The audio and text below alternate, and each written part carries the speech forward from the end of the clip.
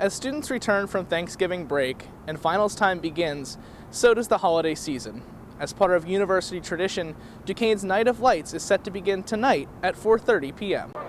Here at Rooney Field, the Duquesne Dukes football team is preparing for their Saturday matchup against the Wagner Seahawks. Now, the Dukes did lose last week's battle by 3 points to Bryant, but are looking to get back to their winning ways this weekend. Here at the 16th annual Duquesne University Veterans Breakfast, families and veterans alike gather for a meal of thanks and remembrance. The Hill District in Pittsburgh is one of the oldest and most historically significant neighborhoods in the city, and the Hill District is also one of the greenest. This neighborhood, because it's a series of 7 hills, provides some of the most scenic views of Pittsburgh ever. The unique geological makeup of the Hill District posed a challenge to early residential developers, requiring that some space be left untouched.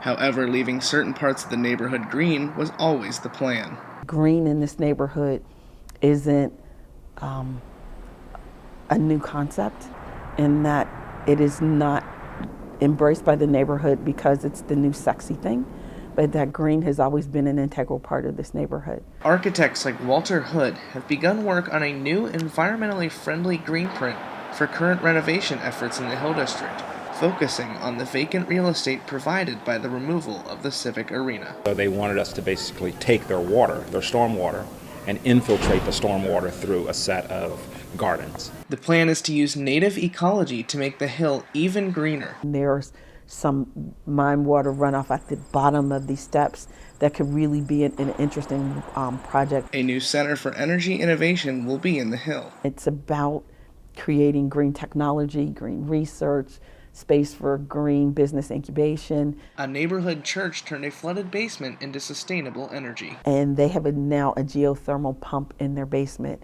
So not only do they have a dry basement, but this geothermal pump heats and cools the church. The Hill District is a unique Pittsburgh neighborhood in which ecological sustainability is truly attainable through newer developments. From the Hill House Auditorium, I'm Matt Baumgarten, Duke TV News 14. Students at Duquesne Elementary School spent Tuesday running, jumping, and playing, all in the name of health. Duquesne students, teachers, and administrators spent the day celebrating the first Live Well Allegheny school in the county, designed to encourage residents to adopt healthier habits. Live Well Allegheny schools are also required to share students' body mass index data with the county. According to the 2009-2010 Allegheny County Health Survey, 68% of male and 57% of female BMIs were overweight. Liquor law violations on campus increased in 2013. There were 654 reported alcohol violations on campus, 194 more than in 2012. DU Cares coordinator Dan Gittens said the increase in violations was a result of the largest freshman class in university history. Most alcohol violations involve students returning from parties off of campus. Duquesne's Devin Rahming was named the Northeast Conference Special Teams Player of the Week. Rahming returned the opening kickoff of Saturday's 48-27 win over Alderson Broadus 97 yards for a touchdown. The performance bumped Rahming up into third place on the NCAA FCS leaderboard for kickoff return average. Meanwhile, the Dukes will travel to St. Francis this weekend to take on the Red Flash. The Dukes have won 4 straight against the NEC foe, including a 21-10 victory last year. The game will start at 1 o'clock on Saturday.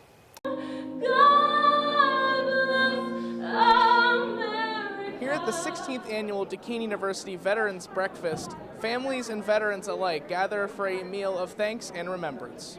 Duquesne University, with support from many other organizations, started this breakfast 16 years ago as a small token of thanks, but through the years it has flourished into something larger than anyone could have hoped. We as the host organization all come together for what you see as a phenomenal event. 680 individuals that at one point at their first breakfast started out with 32. You can see that we've grown tremendously, and it is the spirit that gives life, and it's our mission, serving God by serving students, and in this case serving veterans. The Veterans Day Breakfast is an event to honor veterans, but it is open to all.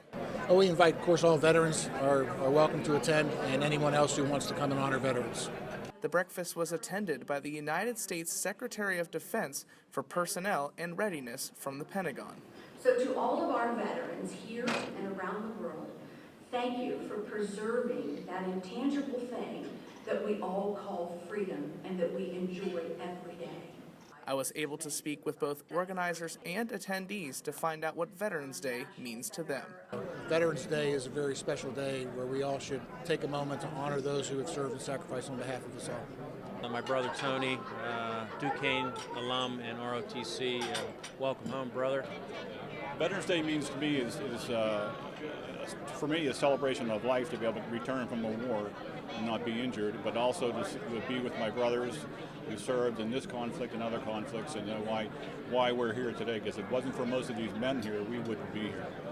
There was food, there was camaraderie, but above all, there was the remembrance for those who have served and are currently serving in our United States military.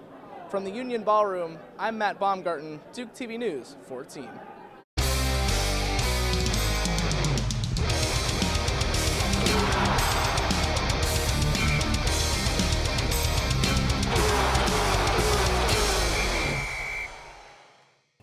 Welcome back to Duke TV News 14. I'm Matt Baumgarten.